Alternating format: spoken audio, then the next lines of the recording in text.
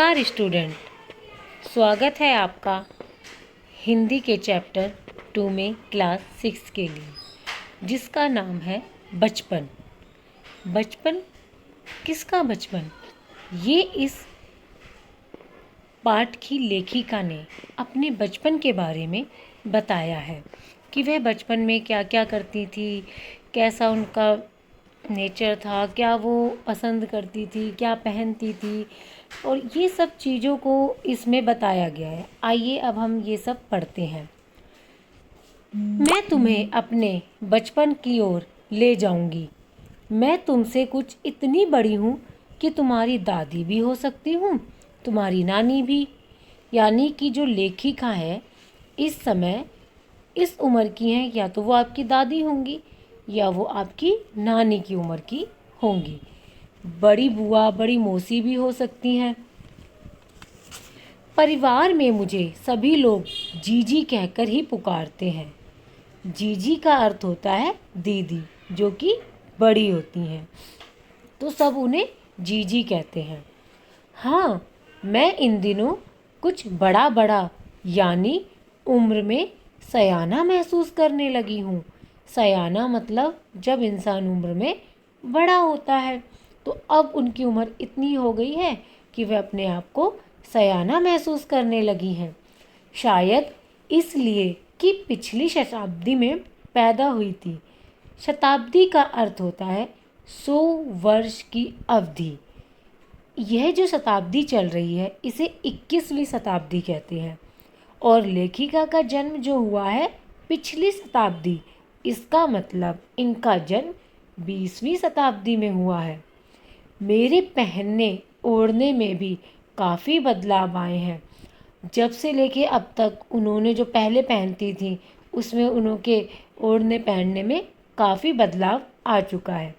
पहले मैं रंग बिरंगे कपड़े पहनती रही हूँ, नीला, जामुनी, ग्रे, काला, चॉकलेटी। अब मन कुछ ऐसा करता है कि सफ़ेद पहनो, गहरे नहीं, हल्के रंग। मैंने पिछले दशकों में तरह तरह की पोशाकें पहनी हैं। दशक मतलब 10 वर्षों की अवधि, मतलब 1 से लेके 10 वर्ष जो होंगे उन्हें 10 वर्ष दशक कहेंगे, और 11 से लेके 20 तक फिर 10 वर्ष, तो उसको भी हम दशक कहेंगे। यानी कई उनकी टाइम में दशक आए हैं, तो उन्होंने तरह तरह की पोशाकें यानी कपड़े पहने हैं। पहले फ्रॉक, फिर निक्कर, वॉकर, स्कर्ट, लहंगे, गरारे, और अब चूड़ीदार और घेरदार कुर्ते। बचपन के कुछ फ्रॉक तो मुझे अब तक याद है। कुछ फ्रॉक होती है ना, बहुत सुंदर होती हैं और हमको याद रह जाती हैं। कुछ ड्रेस ऐसी होती है कि वो हम मरते दम तक नहीं भूलते हैं। तो कुछ ऐसी फ्रॉक है जो लेखिका को अभी भी याद है। हल्की नीली और पीली धारी वाला फ्रॉक, गोल कॉलर और बाजू पर भी गोल कफ। तो पहले ना गोल गोल होते थे, गोल गोल कलर के मतलब कॉलर होते थे। आपने कभी पुरानी फिल्में देखी हो तो उसमें आपको फ्रॉक में दिख जाएगी। और कफ मतलब जो बाजू की बिल्कुल किनारी जो आती है बड़ी, जैसे आपने वो लड़कों की शर्ट देखी हो तो पूरी बाजू के जो इधर किनारे पे होते हैं उसको कफ बोलते हैं हम। तो इस तरीके से मतलब पहले गोल तरीके की बनी होती थी। आप पुरानी फिल्मों में कभी देखोगे आपको नज़र आएंगी फ्रॉकों में लगी हुई। एक हल्की गुलाबी रंग का बारीक चुन्नटों वाला घेरदार फ्रॉक, नीचे गुलाबी रंग की फ्रिल होती है झालर, तो झालर लगी हुई थी उसमें नीचे गुलाबी रंग की। उन दिनों फ्रॉक के ऊपर की जेब में रुमाल और बालों में इतराते रंग बिरंगे रिबन का चलन था। मतलब कि ऊपर जेब बनी हुई होती थी, उसमें रुमाल रख लेते थे और रंग बिरंगे कलर के ना बालों में रिबन लगाते थे और इतराते हुए मतलब हिलते डुलते चलते थे। बड़ा अच्छा लगता था, हम इतराते थे रंग बिरंगे रिबन को लगा के और बहुत अच्छा सा महसूस करते थे। लेमन कलर का बड़े प्लेटों वाला गर्म फ्रॉक जिसके नीचे फर टंगी थी। 2 ट्यूनिक भी याद हैं, एक चॉकलेट रंग का और अंदर की कोटी प्याजी, दो ट्यूनिक मतलब जिसमें जैसे जैकेट वाले सूट हो जाते हैं या इस तरीके के, तो दो चीज़ें हो गई उसमें, जो एक चॉकलेट रंग का और अंदर की जो कोटी थी वो थोड़ी सी प्याजी मतलब प्याज जैसे कलर की, दूसरा ग्रे और उसके साथ सफ़ेद कोटी, मतलब अंदर जो पहनते थे वो सफ़ेद रंग का था, ऊपर की कोटी कोटी हम जैकेट को बोलते हैं, वो सफ़ेद रंग की थी। मुझे अपने मोजे और स्टोकिंग भी याद है, उन्हें अपने मोजे मतलब जुराब के बारे में भी पता है। बचपन में हमें अपने मोजे खुद धोने पड़ते थे, वह नौकर या नौकरानी को नहीं दिए जा सकते थे, इसकी सख्त मनाही थी।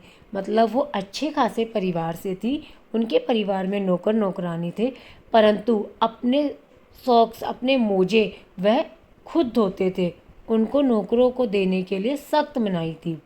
हम बच्चे इतवार की सुबह इसी में लगाते, इतवार मतलब संडे, संडे जब छुट्टी होती थी पूरे हफ्ते स्कूल जाते थे, तो उस दिन वह अपने जूते पॉलिश करते थे, जुराब धोते थे, ये सब उनका काम था संडे वाले दिन। धो लेने के बाद, क्या धो लेने के बाद, जुराब धो लेने के बाद अपने अपने जूते पॉलिश करके चमकाते थे। जब जूते कपड़े या ब्रश से रगड़ते तो पॉलिश की चमक उभरने लगती। मतलब जब हम जूते पॉलिश करते, उसे फिर कपड़े से या ब्रश से रगड़ते ना, थोड़ा टाइट सा करके छोड़ी देर आप पॉलिश रख के छोड़ दो, फिर उसे ब्रश से कपड़े से रगड़ो तो एक अलग ही चमक आती है। सरवर, मुझे आज भी बूट पॉलिश करना अच्छा लगता है। सरवर नाम है किसी का, जो उन्हें बता रही हैं कि मुझे बूट पॉलिश करना ना आज भी अच्छा लगता है। हालांकि अब नई नई किस्म के शू आ चुके हैं, कहना होगा कि ये पहले से कहीं ज़्यादा आरामदेह हैं। हमें जब नए जूते मिलते उसके साथ ही छालों का इलाज शुरू हो जाता। पहले के जो जूते होते थे ना वो बहुत चमड़े के बने होते थे, सख्त होते थे, तो शुरू शुरू में जब हम पहनते थे तो उससे छाले हो जाते थे, इसलिए उनका इलाज भी शुरू हो जाता था। अब के तो काफ़ी महंगे जूते काफ़ी कंफर्टेबल टाइप के आ चुके हैं, उस टाइम पे ऐसा नहीं था। जब कभी लंबी सैर पर निकलते अपने पास रुई जरूर रखते, क्योंकि ज़्यादा चलने के टाइम पे छाले जरूर हो जाते थे। जूता लगा तो रुई मोजे के अंदर। हाँ, हमारे तुम्हारे बचपन में तो बहुत फ़र्क हो चुका है, मतलब अब आपके बचपन और उनका लेखिका का बचपन जो है उसमें ज़मीन आसमान का फ़र्क है, बहुत फ़र्क है। हर सनीचर को हमें ऑलिव ऑयल या कैस्टर ऑयल पीना पड़ता। ऑलिव ऑयल होता है जो जैतून, जैसे ऑलिव्स आप पिज़्ज़ा में लगा के खाते हैं ना, ब्लैक ऑलिव ग्रीन ऑलिव, तो उन ऑलिव का तेल भी होता है, वो सेहत के लिए बहुत हेल्दी होता है। तो कैस्टर मतलब अरंडी का तेल, ये वो तेल पीते थे। कब पीते थे? हर शनिवार को। यह एक मुश्किल काम था, मतलब उनको ऑयल पीना अच्छा नहीं लगता था, बड़ा मुश्किल होता था ऑयल पीना, तो फिर भी उन्हें पीना पड़ता था। शनिचर को सुबह से ही नाक में इसकी गंध आने लगती, मतलब कि अब उन्हें पता था उठते ही कि अब ये पीना पड़ेगा, तो उसकी जो गंध मतलब जो भी उसकी महक होती थी वो उनके नाक में उन्हें महसूस होती थी। छोटे शीशे के गिलास जिन पर ठीक खुराक के लिए निशान पड़े रहते, उन्हें देखते ही मितली होने लगती। मितली मतलब उल्टी सी आने का मन करने लगता। जो छोटे छोटे गिलास था उसमें निशान, जैसे आपने आजकल की दवाइयों के ऊपर प्लास्टिक के ढक्कन देखे होंगे, उनमें निशान डले होते हैं, इतना ml का इतना mm का ये पीना है, उसी तरीके के उनके गिलास होते थे। मुझे आज भी लगता है कि अगर हम ना भी पीते वह शनिवारी दवा तो कुछ ज़्यादा बिगड़ने वाला नहीं था। उन तेल को लेखिका ने शनिवारी दवा कहा है, मतलब वो शनिवार को पी जाती थी, और दवा पीना किसको अच्छा लगता है, तो इसलिए उन्होंने उसे दवा का नाम दिया। सेहत ठीक ही रहती, नहीं भी पीते तो क्या फ़र्क पड़ जाता, सेहत ठीक ही रहती, ये अब लेखिका सोच रही है।